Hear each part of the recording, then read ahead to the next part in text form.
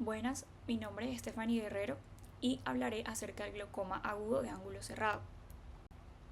En la tabla de contenido tenemos la anatomía y la definición, siguiendo con la clínica, continuando con el diagnóstico y terminando con el tratamiento de esta patología. En primer lugar, hablaremos un poco acerca de la anatomía del ojo y la definición de la patología. En la imagen de la izquierda observamos un corte sagital del ojo en el cual se identifican las principales estructuras anatómicas del mismo.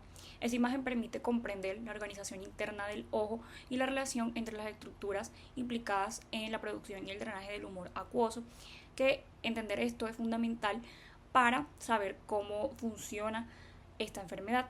Como sabemos, el humor acuoso se produce en el cuerpo ciliar, que es la parte posterior del iris, pasa a través de la pupila hacia la cámara anterior del ojo y normalmente se drena por el trabéculo hacia el canal de Schelm, en el ángulo que está formado entre el iris y la córnea.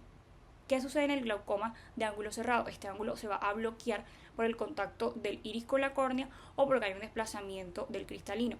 Esto va a impedir la salida del humor acuoso y va a provocar un aumento brusco de la presión intraocular que puede llevar a que haya un daño en el nervio óptico.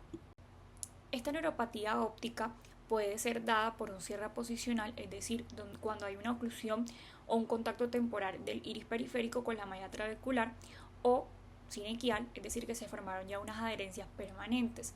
Este es causa del entre el 6.6% y el 8% de ceguera. Es más frecuente en mujeres, la relación mujer-hombre es 3:1, suele aparecer después de los 50 años de edad, es más frecuente en las personas asiáticas. Y aunque es menos frecuente que el glaucoma de ángulo abierto, pues esta representa un mayor riesgo debido a que puede producir la pérdida súbita e irreversible de la visión si no se trata a tiempo. ¿Qué puede causar esta patología? Para hablar muy brevemente, puede ser por una uveitis crónica que puede llevar a este glaucoma debido a varios mecanismos fisiopatológicos, también inflamatorios. ¿Por qué? Porque se pueden formar unas sinequias posteriores. Entonces, esta inflamación crónica de lo que es el iris y el cuerpo ciliar van a crear esas adherencias entre el iris y el cristalino que pues pueden cerrar el pupilo parcial o completamente y el humor acuoso no va a tener por dónde pasar. Siguiendo con la clínica, primeramente tenemos aquí los síntomas. El paciente puede referirnos a un dolor ocular intenso que siempre o casi siempre está asociado a cefalea. Este suele ser unilateral. El paciente también nos va a referir que tiene una visión borrosa o disminuida y nos van a decir que ven nublado. Náuseas y o vómitos, enrojecimiento de los ojos, disminución abrupta de la agudeza visual y un malestar general como tal. En cuanto a los signos, vamos a encontrar un aumento de la presión intraocular en el examen físico.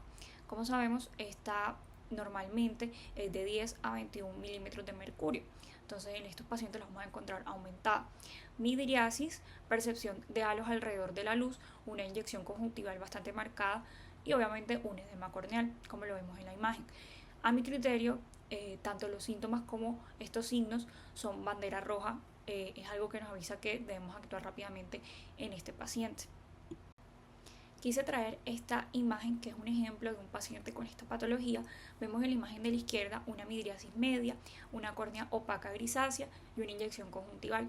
En la imagen de la derecha vemos un ojo normal del mismo paciente. Seguimos con el diagnóstico de la patología.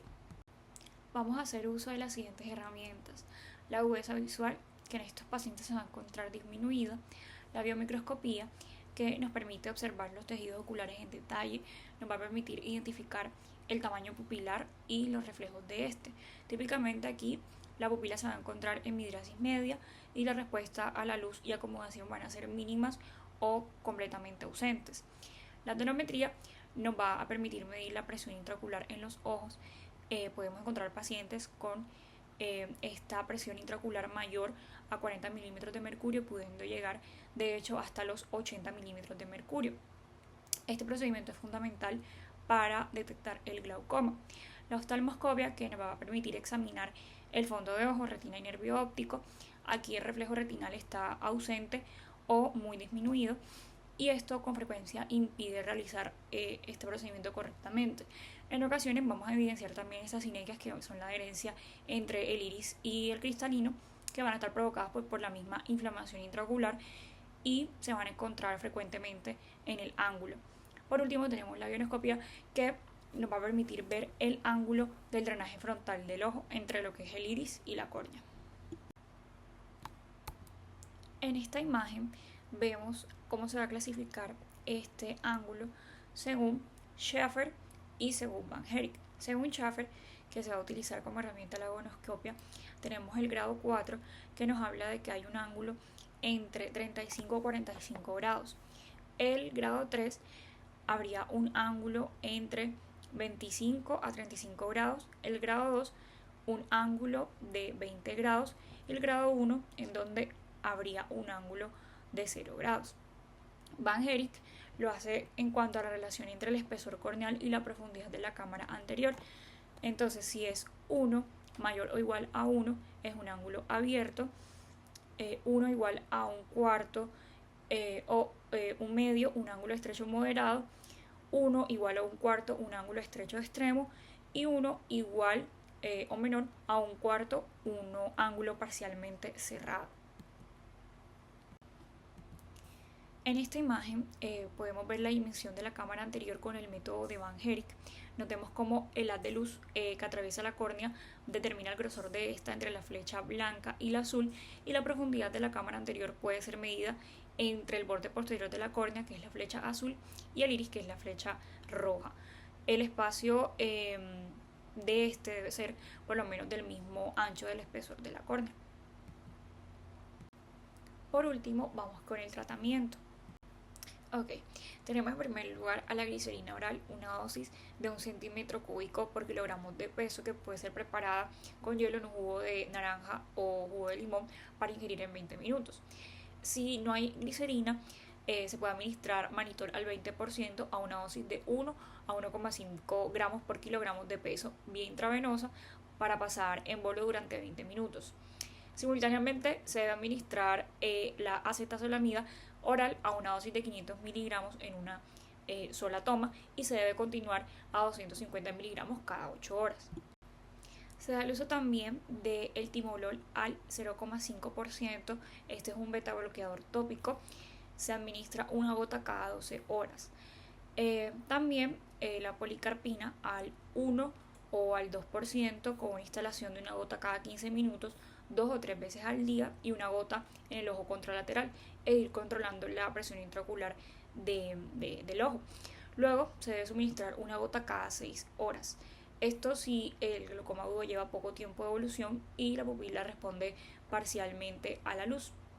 Entonces este medicamento se va a administrar junto con el tratamiento inicial, pero pues si ya lleva varias horas de evolución, se va a esperar hasta que la presión intraocular disminuya, esté al menos por debajo de 30 milímetros de mercurio. Y por último tenemos la opción de la dexametasona colirio al 0,1%, una gota 3 veces al día.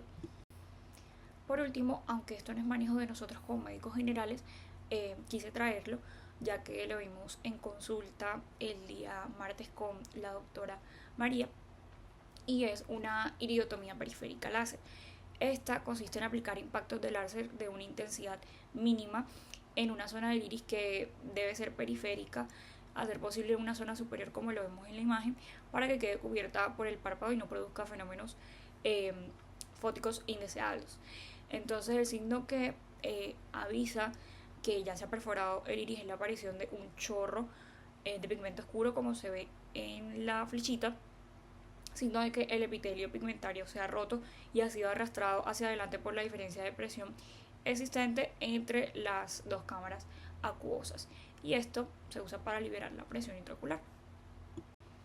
Por último, estas son mis referencias.